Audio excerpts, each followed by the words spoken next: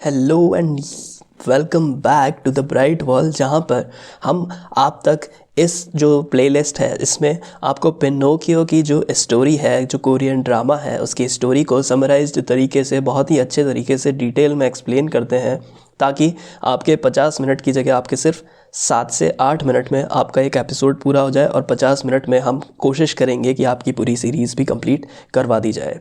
तो हमारे already 2 episodes के समराइज्ड वीडियो ऑलरेडी हमारे चैनल पे पोस्टेड हैं, तो उनको आप वहाँ पे जाके देख सकते हैं। लास्ट एपिसोड तक आपको बैक स्टोरी पता लग गई, फ्लैशबैक वाली और कंपटीशन जीतने की।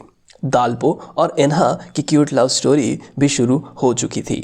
अगर आपने अब तक नहीं देखा है तो आप आगे की स्टोरी नहीं समझ पाओगे, तो प्लीज़ आप पिछले 2 वीडियोस जाकर देख लें, अच्छे से देख लें, और फिर से बढ़ते हैं अगले 3rd एपिसोड पर, जिसका टाइटल है द स्नो क्वीन।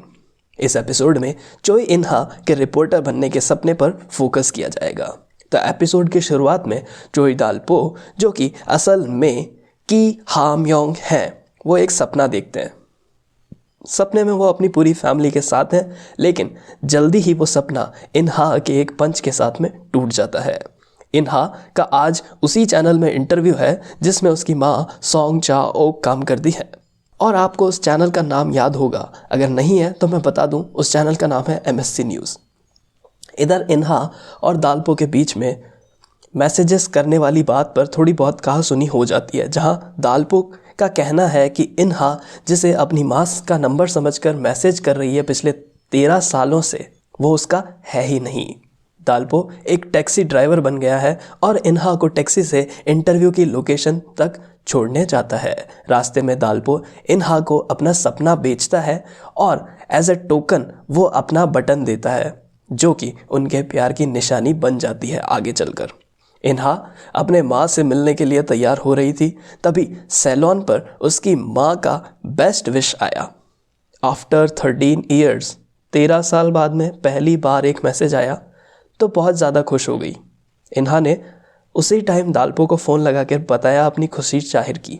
दालपो दूसरी तरफ टैक्सी चलाते हुए एक इंसान से मिला जिसने एक ट्रक को टक्कर मार दी। उसकी हेल्प के लिए ट्रक के नुकसान की भरपाई वो करने के लिए उस ट्रक पर अपना नंबर लिख देता है, लेकिन ट्रक का मालिक आता है उससे पहले ही दालपो के घर से इन्हा के पापा का कॉल आ जाता है, क्योंकि दालपो अपना वॉलेट घर पे भूल गया था। इन्हा के पापा को दालपो के वॉलेट में से इन्हा की फ़ोटो मिली और वो सब मामला समझ गए। दोनों के बीच में एक क्यूट सी लव स्टोरी वाला। अब चलते हैं इन्हा के इंटरव्यू पर, जहां इन्हा बड़ी खुश है अपनी माँ सॉन्ग चा ओक से मिलने के लिए, लेकिन उसकी माँ एक स्ट्रिक्ट इंटरव्यूअर है और इन्हा को रिजेक्ट कर देती है। इन्हा इससे काफ़ी हर्ट होती है और वो मैसेज का भी पता लगता है कि 13 साल से इन्हा उसकी माँ को नहीं, किसी दूसरे स्ट्रेंजर लड़के को मैसेज पर सब बातें बता रही थी। उसके बाद में थोड़ी बहुत माँ के साथ में क्रॉस वेरीफाई करने के बाद में वो लड़के से बात करती है। लड़का सामने से रिप्लाई नहीं करती है, लेकिन चोई इन्हा काफ़ी रोती है, काफ़ी सुनाती है उस लड़के को। चोई इन्हा को दालपो पिक करने के लिए आता है, लेकिन रोड साइड पर बैठकर रोते हुए देखकर दूर से ही मैसेज करता है। इन्हा मैसेजेस में सिर्फ इतना कह देती है कि उसकी माँ बहुत अच्छी है, लेकिन चोई दालपो की फैमिली को बर्बाद करने के पीछे सॉन्ग चा ओक का ही हाथ है। दालपो चा ओक को टैक्सी में बिठाता है और एक जगह ले जाकर काफ़ी खरी खोटी सुनाता है और चैलेंज करता है कि एक दिन वो भी उसकी बराबरी करेगा।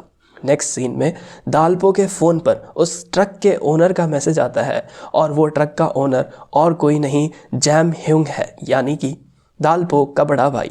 जेम ह्यूंग जिस रेस्टोरेंट में था, उसी रेस्टोरेंट में मुंडुक्सू अपने 2 पार्टनर्स के साथ में थोड़ा बहुत उलझ रहा था। जो ये तीनों लोग अभी उलझ रहे हैं एक कहासुनी में, वो तीनों उन 9 फायर फाइटर्स की मौत के जिम्मेदार थे, जिसमें जैम ह्यूंग और दालपो के फादर भी शामिल थे। जेम ह्यूंग ने सारी बातें सुन ली और अपने पिता की मौत के पीछे का आदमी उसे आज मिल चुका है। आगे देखा जाता है कि चोई इन्हा घर छोड़कर गायब हो गई, लेकिन किसी को नहीं पता वो कहाँ है। चोई दाल्पो उसको एक बिल्डिंग की छत पर ढूंढ लेता है, जहां उसको लगता है कि इन्हा सुसाइड करने वाली है, लेकिन इन्हा वहां अपनी बुक्स जलाने जाती है। ऊपर पहुंचते ही इन्हा छुप जाती है और दाल्पो उसको क्यूटली ढूंढ लेता है। इन्हा दाल्पो को अपनी फीलिंग्स का बताती है और दाल्पो इन्हा दोनों एक साथ रिपोर्टर बनने की कोशिश में लग जाते हैं। उधर जो लड़का इन्हा के मैसेजेस पढ़ रहा था वो भी इन्हा से प्यार करने लगता है। अब आगे की स्टोरी रिपोर्टर्स और न्यूज़ के बारे में होगी और इन्हा और दाल्पो की लव स्टोरी क्या टर्न लेती है। यहाँ पे तो इन्होंने एक दूसरे से ये समझौता कर लिया कि दाल्पो के मन में कोई फीलिंग्स नहीं है तो इन्हा भी उसको भूलने की कोशिश करेगी।